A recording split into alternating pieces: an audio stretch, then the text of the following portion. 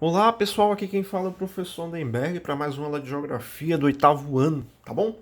Vamos dar continuidade ao capítulo 5, essa é a segunda parte da aula.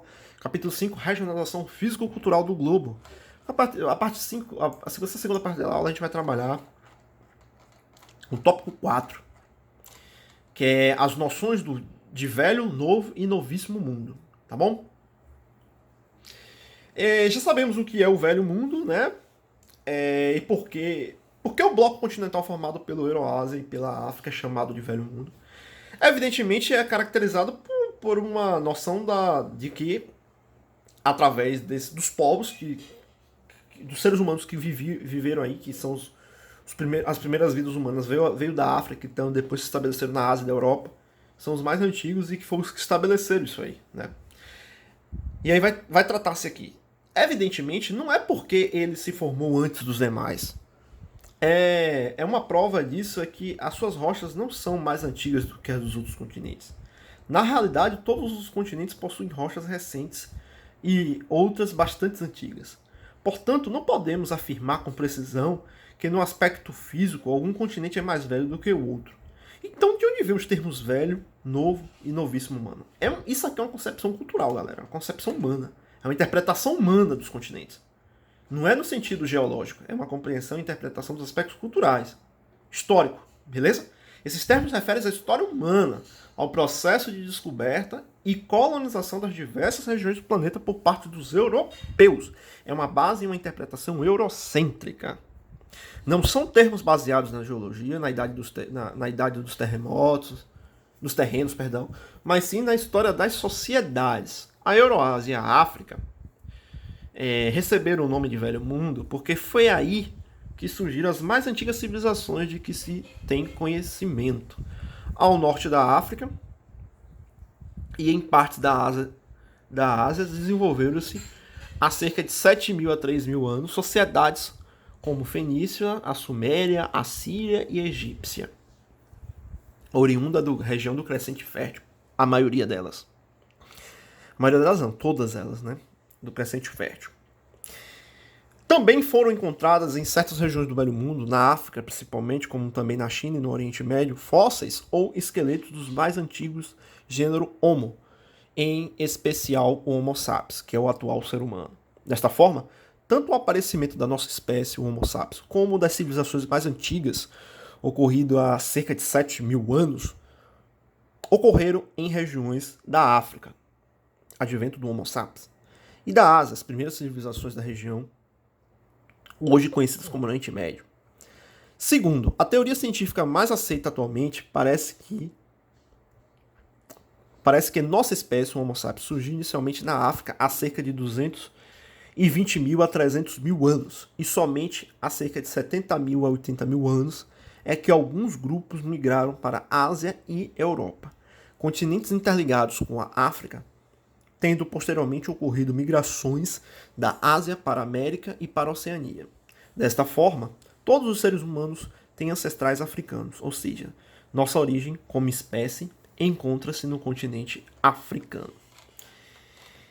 Um fator que justifica essa interpretação acerca do que é velho, novo e novíssimo para os continentes é com base, pessoal, em um aspecto histórico, através de uma análise eurocêntrica para descrever esses continentes. E óbvio, existe um sentido de que nossa espécie ela surgiu nesse continente, no velho continente, especificamente no continente africano, e que se passou por um processo evolutivo de formação de povos e civilizações, se estendendo para a Ásia e para a Europa, esses povos, nossa espécie.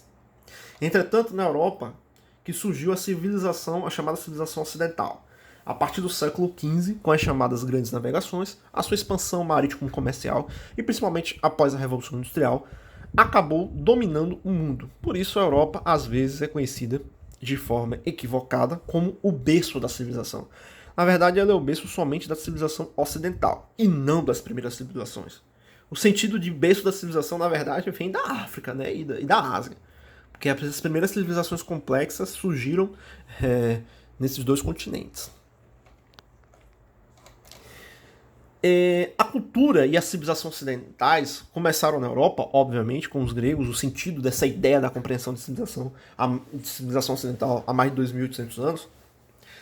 As relações gregas nas áreas de filosofia, das artes, da arquitetura, da literatura e posteriormente com a contribuição dos romanos, especialmente na área de direito, exerceram grande influência na formação da cultura dos povos europeus e, mais tarde, de grande parte do resto do mundo. Realmente, a Europa ela contribuiu bastante desde o período da Idade Média, ou Idade Antiga, aí depois Idade Moderna com as grandes navegações, e depois Idade Contemporânea com o salto da Revolução Industrial e seu impacto no mundo e a expansão do capitalismo por aí vai, de fato contribuiu as perspectivas organizacionais de todas as instâncias, valores e condutas e por aí vai do que seria civilizado por parte do mundo europeu se expandiu para todo o globo, seriamente, principalmente no mundo globalizado. O momento de maior expansão da cultura ocidental, no entanto, foi entre o século XI e XV, com o desenvolvimento do comércio. Após o século XV, a expansão marítima, os europeus descobriram terras e impuseram, mesmo que parcialmente, seus costumes, sua religião, festas, culturas, economia e vários povos dominados. Esse processo foi expandido após a Revolução Industrial, quando os europeus passaram a dominar também os povos que antes com eles rivalizavam, como os chineses, os persas, os turcos, e também iniciaram a colonização da África e boa parte da Ásia.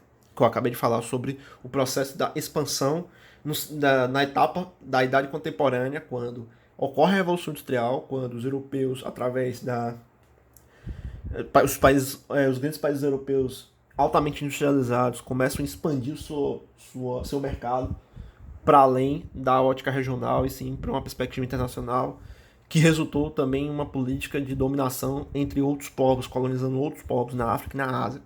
Esse também é um traço desse processo de dominância da Europa no mundo. Com isso, a escravização dos povos africanos, a disseminação de milhares de indígenas para colonizar o continente americano e impulsionaram os asiáticos a um sistema comercial que beneficiava a Europa. As nomenclaturas Novo Mundo para designar o continente americano, Novíssimo Mundo para a Oceania, pode ser explicadas do ponto de vista europeu. A América foi denominada Novo Mundo porque os europeus ocuparam somente a partir do século XV. Até esse momento, o único mundo que conhecia era o grande velho mundo, né, que correspondia à Ásia e à África. Por isso que chamava a América de Novo Mundo. Mas vale lembrar que já existiam povos nesse tal de Novo Mundo. A Antártida, tópico 5 e último.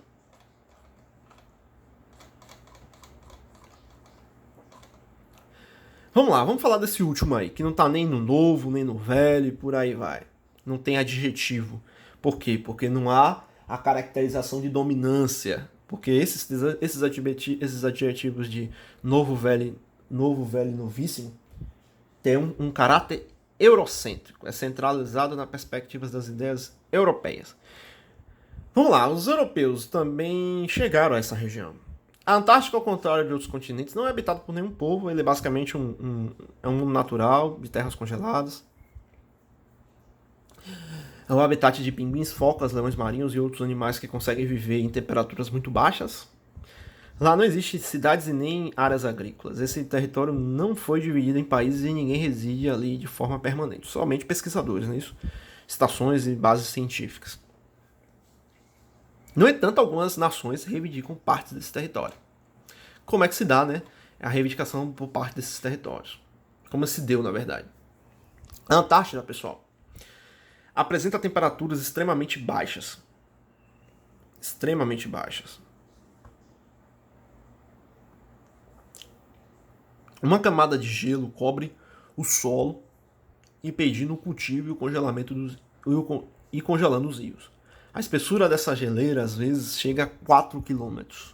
É isso mesmo, 4 km de gelo de espessura. Isso torna praticamente impossível a agricultura. Grandes massas de gelo, os icebergs, deslocam-se para os oceanos quando se desprendem da geleira polar. As próprias montanhas são cobertas de camadas de gelo da base do topo. Há tanta água congelada na Antártida que se descongela-se e se fosse para os oceanos, o nível do mar subiria a cerca de 60 metros todo o planeta, inundando boa parte das cidades litorâneas. Calcula-se que o continente antártico tenha aproximadamente 14 milhões de quilômetros quadrados. É difícil medir a extensão real desse continente, pois a grossa camada de gelo cobre não apenas as terras, mas também grande parte do seu mar. Diversos países disputam áreas nesse território, pois a Antártica possui uma importância estratégica. Trata-se de um local ideal para a instalação de bases militares e aeroespaciais de bases de suprimento de aviões comerciais. Além disso, as massas de ar geladas que existem sobre a Antártica, que dão origem às frentes frias que às vezes chegam até a linha do Equador, têm um importante papel na formação do clima da superfície terrestre. Acredita-se que o subsolo da Antártica existe petróleo, carvão e alguns recursos minerais valiosos para a economia moderna, o ferro, cobalto, cobre, ouro, platina, zinco, etc. A quantidade de água potável armazenada sob a forma de geleiras na Antártica é a maior do mundo. Além disso, suas águas oceânicas abrigam uma rica fauna, que inclui desde baleia até várias espécies de crustáceos, especialmente o crio. Mas alguns países, principalmente Estados Unidos, Rússia, França e Reino Unido, que possuem bases científicas na Antártica, mas em 1961, pessoal, 12 países assinaram o Tratado da Antártica. Posteriormente foram aceitos outros, inclusive o Brasil. Esse tratado ele determinou que, até 1991, a Antártica não pertenceria a nenhum país, embora todos tivessem o direito de instalar ali base de estudos científicos. Atualmente, pessoal, 30 países, incluindo o Brasil, possuem bases científicas no continente. Quais são? Vários países têm, né? Estados Unidos, Rússia, Noruega, Japão, Polônia, Austrália, Nova Zelândia, França, Reino Unido, Espanha, Chile, China, Alemanha, Argentina e por aí vai. O Tratado da Antártida de 1961 definiu ainda que apenas os países com bases científicas ou que tivessem realizado estudos nessas terras poderiam participar de decisões sobre uma possível divisão do seu território no futuro. O Brasil realizou em 1984 uma expedição de estudos da Antártica com o navio Barão de Tafé. Com isso, nosso país se credenciou para participar da reunião em 91. Ocorreu um incêndio, né, na base científica do Brasil, base de Alcan, base científica, em 2012. 70% foi destruída. Mas desde 2015 uma nova estação vem sendo construída no mesmo local. A reunião internacional 91, os atuais 30 países signatários do Tratado da Antártica decidiram prorrogar por mais 50 anos. Então agora vai ser em 2041, que não vai pertencer, o território não vai pertencer para nenhum mais país, e sim de todo o território, vai ser um território da humanidade internacional. A ideia desse tratado é fazer com que a área ela esteja preservada e que tal local não pode estar atrelado a interesses militares e mercantis, somente interesses científicos. Essa é a concepção das bases na Antártida, né? O objetivo das bases da Antártida. E a situação geopolítica da Antártica? Como vimos, por causa do Tratado da Antártica de 71, nenhum país pode reivindicar o território desse continente para si. No entanto, alguns duvidam que essa situação perdure por muito tempo. Argumentam que grandes empresas e os governos poderosos logo vão encontrar um jeito de explorar os recursos antárticos. Entre as ideias da exploração desse continente, existe uma de aproveitamento da água potável. Acredita-se que a maior parte da água potável da superfície terrestre se encontra na Antártica, sob forma de gelo. Com imensos navios que carregariam esse líquido até a região dos países carentes desse recurso. Outros falam em sondas que vão perfurar o gelo para descobrir e explorar o petróleo, o carvão e outras riquezas minerais. Existe uma grande tensão sobre isso, né? E os ambientalistas fazem muitas críticas para possíveis intenções nesse sentido, né? Por isso que é necessário preservar a Antártida. Então é basicamente isso, finalizamos. Agora vocês respondam, né? Todas as questões desse capítulo, todas elas. E aí eu vou corrigir. Tá bom? Vou corrigir todas elas na próxima aula. Todas as questões eu vou corrigir. Estou colocando aqui as perguntas para vocês visualizarem, mas todos têm acesso ao e-mail, quer dizer, o oitavo ano B tem acesso. Aí você passa essa questão também, ó, responder. Deixa eu ver outra aqui. Aqui, essa também, responder.